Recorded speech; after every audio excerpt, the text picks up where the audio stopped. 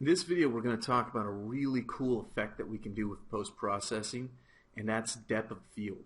If you're familiar with cinematography or photography or film or anything like that, you've probably heard of depth of field. It's pretty much the process of having a camera focus in on a certain item or object a certain distance away. And your eyes actually do this too in the real world. So we can imitate this using these depth of field parameters.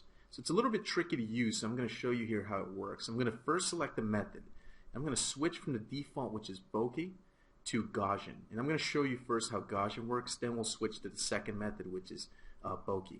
So you'll notice that immediately everything just gets out of focus and looks a little bit out of whack. So what we need to do is we need to adjust some of our settings here. So I'm going to turn on the focal distance.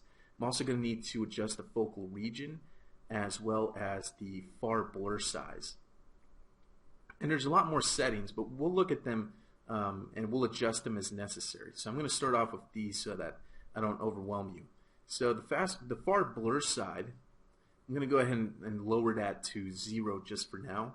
I'll take the focal region here, and I need to increase this. By default, it's set to 0, so I'm going to set this to about 10. And the focal distance is kind of the big one here. It's set to 1,000 by default. And what that means is that things that are 1,000 unreal units away from our current camera viewpoint are going to be in focus. So I'm going to lower that to about 10 and 20 and 50, and I'm going to start to work my way up. So basically what this is we're focusing on things right now 500 units away from the camera. If we set it to 20, that means we're focusing on things 20 units away from the camera, which is pretty close.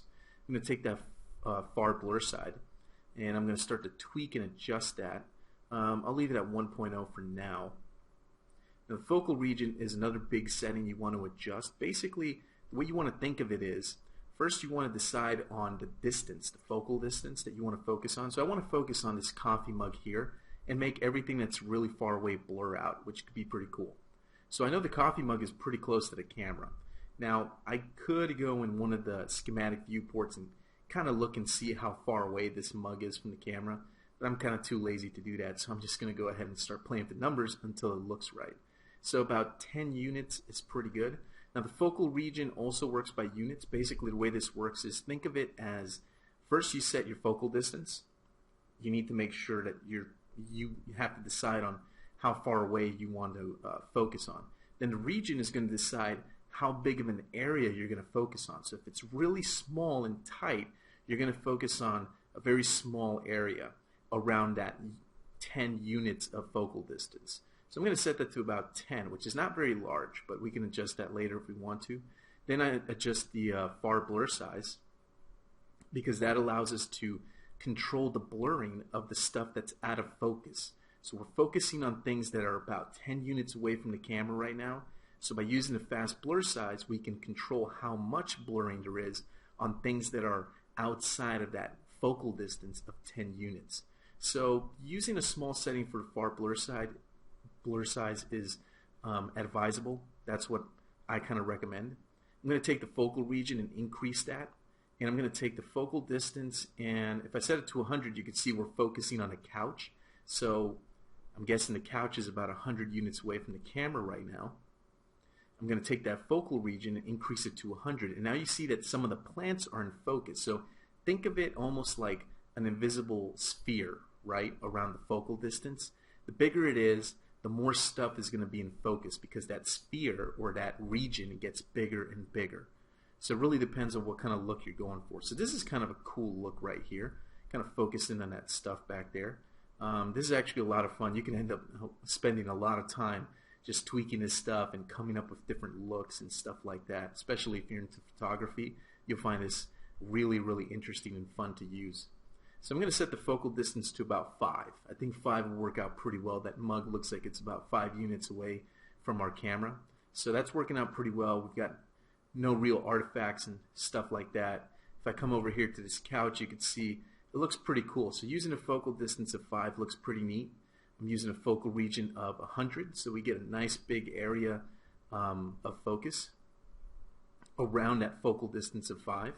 And the fast blur or the far blur size of 0.25 works pretty well, because it's a nice soft blur. It's not too exaggerated. So let's switch over to the Bouquet depth of field, which is another method you can use. And when you do that, you'll notice that there is no depth of field. It's all gone. There's no blurring, there's no depth of field, there's nothing. And that's because we have to use the scale setting. So it's set to 0 by default, which essentially turns it off. I'm going to set that to 2, and you notice that we have a lot of blurring. So this is a very exaggerated depth of field right now. I'm going to set it to about 0.1.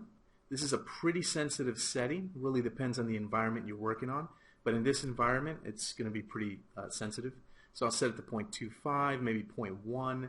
You have to use really small numbers because it's so sensitive. So I'll set it to like 0.15 or 0.1 and just kind of start looking at it and play with the scale setting until I find something that I'm comfortable with, that I like or enjoy. So I think like a 0.2 or 0.15 seems to work out pretty well for bokeh depth of field. Again, it's a lot of tweaking and playing around with the settings until you get the look that you're going after.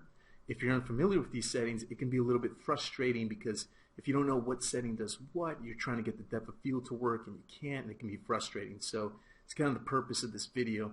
I want to show you how you can really get kick-started quickly and get a good depth of field effect, and then after that, you can go ahead and tweak it to your heart's content.